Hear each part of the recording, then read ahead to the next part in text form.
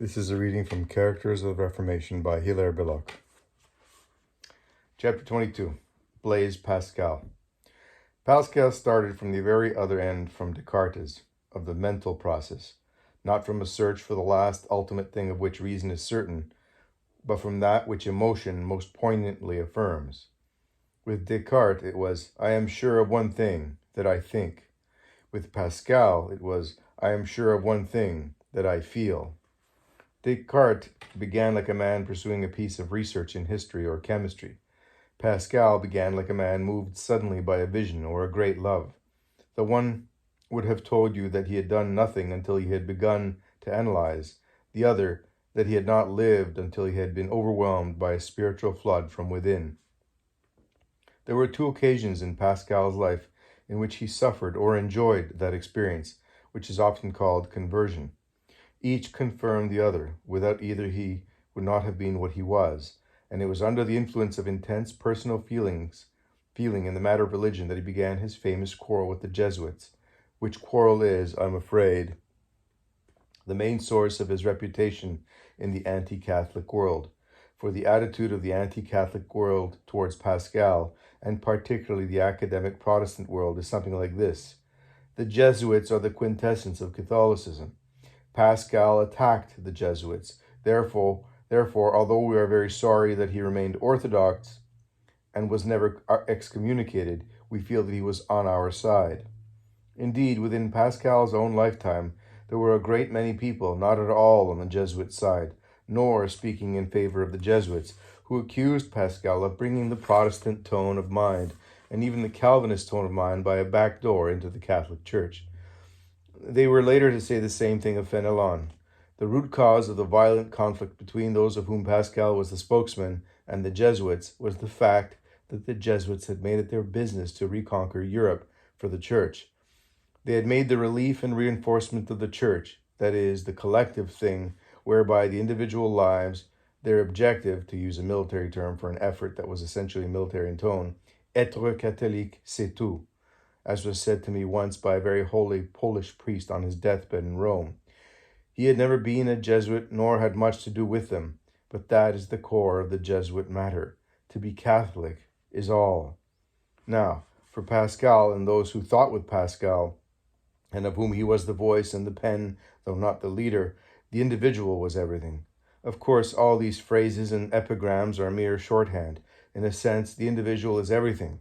It is the individual soul that is damned or saved, and the Church is only there to help a man to save it. But if in emphasizing this you are led to belittle the majesty of the Church, the divinity of its authority, and the enthusiastic acceptation of its organic character, you are doing a very ill service to the individual.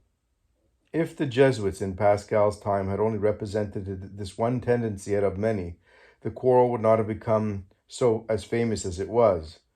The Jesuits had also, by their discipline, their sacrifice of self, and their soldierly characteristics, acquired and retained great power, a power not only social, but political. The reaction against that power within the Catholic Church is symbolized by the term Jansenism. Cornelius Jansen was a Dutch prelate, born in the generation before Pascal, who had become Bishop of Ypres. He was the author of a big book, the brief title of which was The Augustinus. He drew from a one-sided reading of St. Augustine, as have so many before and since, doctrines approaching and sometimes going across the borderline of heresy, especially in the matter of free will. From him came the whole body of opinion called in France Jansenism, the resemblance of which to Calvinism on account of his central tendency, which might also be called an affirmation against the freedom of the will and the corresponding insistence upon predestination, brought it into violent conflict with the Jesuits, whom the Jansenists accused of laxity.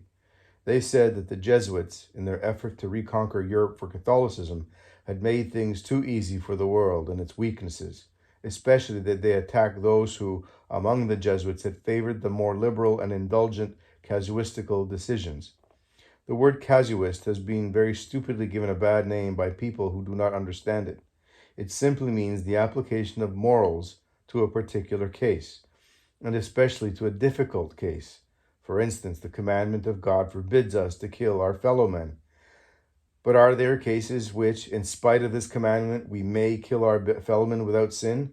99 people out of 100, indeed one might say almost all sane men would answer yes, in self-defense, in a just war, as a wise punishment, and perhaps in certain other cases. It is worth noting, by the way, that the most sentimental people who are loudest against the right to wage a just war or execute a criminal are just the people who are most likely to be in favor of putting incurables out of their pain, which commandment against murder most emphatically forbids. Anyhow, the laxer casuist writers among the Society of Jesus were made the special target of the Jansenist movement, when that movement had the good luck to secure the literary talent of Pascal on its side. Pascal launched out against the Jesuits and the more liberal, more humane casuists in a series of famous pamphlets known as Provincial. Their wit, their clarity, their gusto made them immediately famous and of intense effect upon the educated world of their time. As style, they are beyond praise. They launched modern French prose, and one may fairly say modern prose as a whole. But if that be true of their literary or aesthetic side, it is most emphatically not true of their intellectual side. Pascal had not read the casuists whom he attacked. He often misunderstood what they had said. He was often plainly ignorant even of their most obvious meaning because he had not read them, and he was downright wrong in the greater part of his conclusions. His attacks on Escobar make amusing reading, but it is false reading. He caricatures, and he caricatures in ignorance. Chateaubriand was quite right when he said that Pascal in the Provincial had achieved an immortal lie. Pascal said he had read Escobar 3 times. He plainly had read him not once. It is strange that the literary and spiritual influence of Pascal should repose as it does upon such a very small body of matter. Apart from the Provincial, the only thing of this that really counts is a jumble of disjointed aphorisms which have had to be edited and re-edited to give them any cohesion, which even so have no unity, and to which the title is generally given of the Pensées, or Thoughts of Pascal. 2 of his ideas at least were profound and of high value, quite apart from the merely aesthetic value of his power of the word. One of these was the somewhat whimsical but arresting conception of the wager. It is not a rational conception, but it is calculated to make the skeptic think. It amounts virtually to this: if the Christian revelation be not true, I lose nothing by accepting it. If it be true, I gain everything by accepting it. As against this, I, for my part, will at once advance a certain sentence of St. Paul's, to the effect that if we are wrong in our choice of the Christian revelation, then we are of all men the most miserable. The other, and more valuable, and what will I think prove the most permanent literary find of Pascal's, was his famous paradox on the coincident greatness and littleness of men. He did not invent that idea, of course. It is as old as human thought upon these things. Man is miserably weak, even physically. He is mortal, limited in all his powers, even those of the reason, subject to all manner of suffering, and apparently unable to help himself, even where the path to a tolerable existence lies clear. But at the same time, man is gifted with a mind which can conceive the universe. He is the child of God and the image of the God. All beauty is at his command. He can even, in a sense, create. He is vastly greater than anything else there is within our immediate experience. Yet he is immeasurably less than what he knows he might be. He is at once despicable and awful, petty and supreme. That consideration on the contrasting and dual nature of man is perhaps the most fecund germ that can be planted in the soil of the mind, and Pascal planted it more surely and deeply than any other man in his brief statement. But Descartes will outlast Pascal.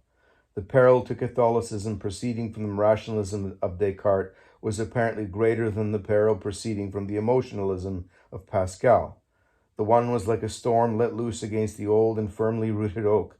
The other was like a sudden, narrower flood, a torrent of water attacking its base. The tempest was the greater, and of the 2 forces, the more enduring in its results. Or one might put it in this way: the exaggeration of personal emotion in religion cannot produce a mood whereby the man who has left Catholicism will return to it. But an exaggeration of the function of reason is an error on the right side, and those who follow that path are more likely to promote the return of the world to the faith. For Pascal, the appreciation of any truth, especially a moral or religious truth, concerns the emotions. Faith in the mere formula of doctrine would be a dead faith. In emotionalism, the action of the conscience is not that of a deductive, rational process, or even that of an experiment, or of an appreciation of an object from without. It is an internal, imperative order, which does not base itself upon a thought-out process or a deliberately sought experience, but on the immediate sense. It is an emotion, and nothing but an emotion, of right and wrong. The natural reaction of a healthy mind against, say, the betrayal of a friend, does not work by presenting to the mind a process of thought, by detailing the consequences of the act or analyzing its character. The feeling is immediate and instinctive, and we know in some fashion that we are bound to obey. We know that if we do not obey, we are doing wrong, and no analysis will carry us beyond that. The thing is a postulate. One can see the consequences of such an overemphasis on emotions. However these things may be, these two great men stand for the reaction upon Catholicism as a whole, produced by the upheaval of the 16th century and early 17th century. All that confused movement which has been called the twin warring brothers, Reformation and Renaissance.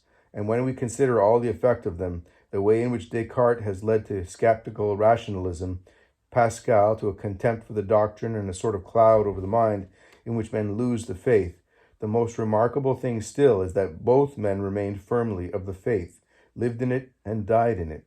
They both were living proofs that the gates of hell had not prevailed, and that the Church had proved its power to survive. For my own part, the two things that stand out most vividly in the case of either man are these: of Descartes, that he had the humility, the faith, and the devotion to make the pilgrimage to Loreto; of Pascal, the splendor of his death.